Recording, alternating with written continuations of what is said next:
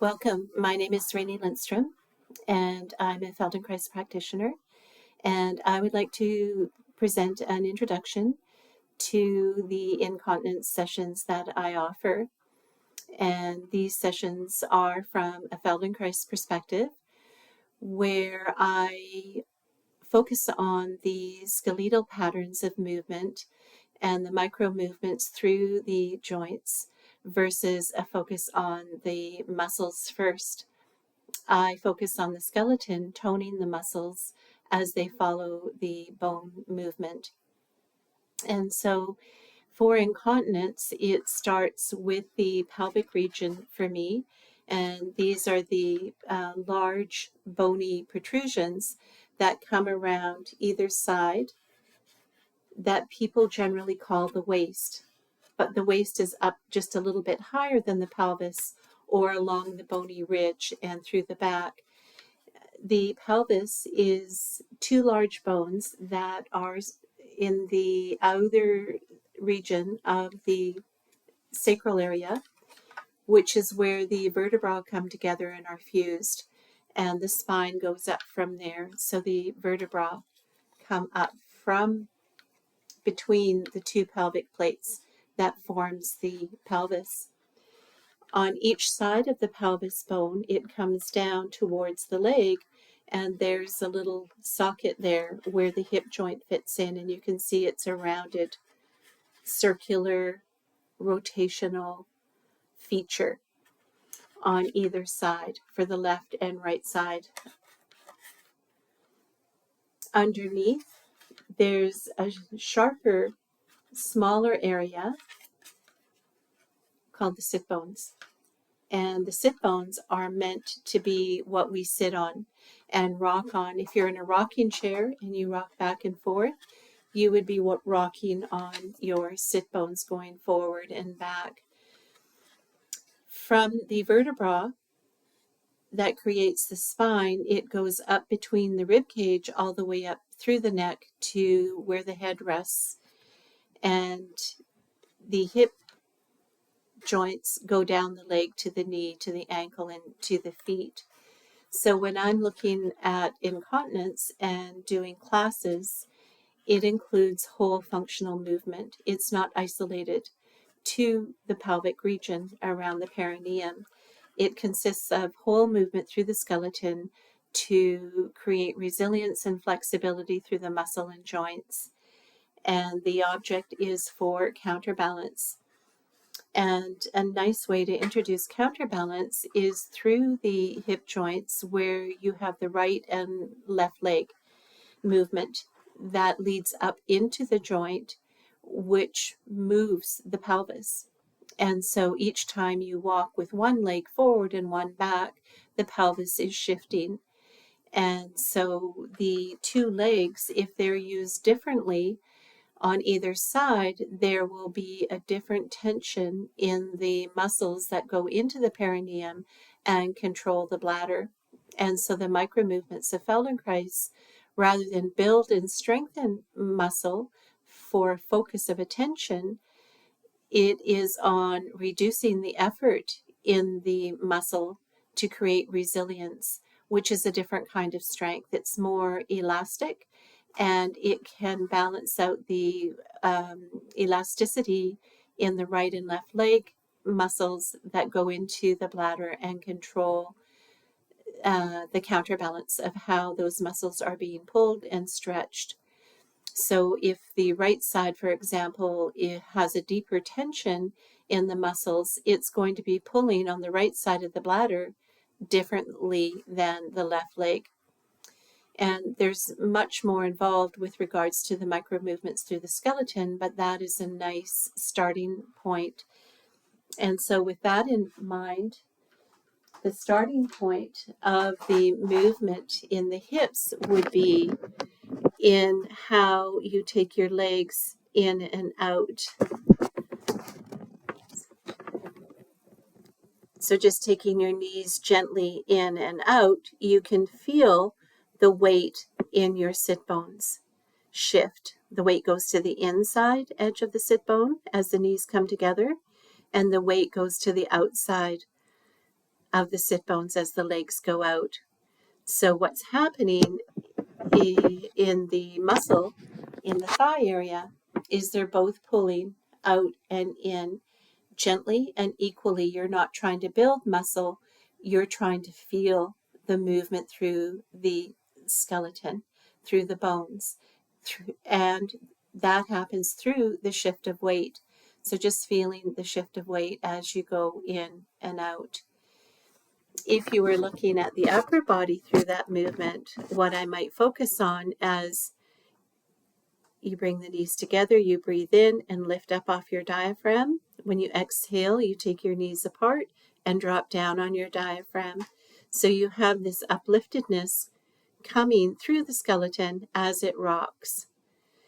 So the upper body isn't stagnant. There is something happening in the upper body, which is starting to tone the muscles from the inside along the vertebrae that go down through the sacrum and into the perineum area, with the rocking of the skeleton through the starting point of taking your knees in and out.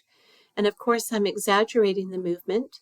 So ideally, it would be a smaller and more gentle movement. So I would give that a try and just see if you can sense the weight moving in your sit bones that are going in and out with the action of your knees, as well as the forward and back. Breathing in, lifting up off your diaphragm, exhaling, dropping down on your diaphragm, and just following that a number of times to build your felt sensory awareness. Often, people who are with tension, they will not feel any movement at all. They will not feel their perineum. They will not feel the movement in the muscles on the inner thighs or the outer thighs. They are so familiar with the tight tension that that's what they'll feel, is that one solid tense area without any differentiation in the minute little movement patterns. So that will be the focus in the incontinence audios and videos. And the second focus that I like to introduce, though it's not a Feldenkrais pattern, it is from experience of working with people, and it's a strategy. And so Feldenkrais isn't usually based on strategies, it's based on functional movement patterns that are available to the body. But for this particular condition, I like to introduce the yoni ball. And the yoni ball is an egg-shaped object that you would insert. And the idea is similar to a Kegel that women have heard from their doctors to practice as an exercise after birth. With this particular pattern, though, what I like to introduce is it follows the Feldenkrais theory of less is more. And so with the insertion of the yoni ball, rather than tightening like a Kegel, which you can do, my focus, though, is on the felt sensory awareness and regaining that felt sensory pattern so that you can control more. You can't control something that you can't feel. And so this is more about learning to feel and soften the grip so slightly that you're just holding the yoni ball in, but you're very, very gently opening and closing the channel so that you're holding the yoni ball in, but you're developing your fine motor muscle skill. You already know that you can hold it tight. What you might not have connection to is the soft felt sensory awareness of the fine motor muscles. So the practice would be to insert it and very gently, for a number of repetitions, just very gently open and close.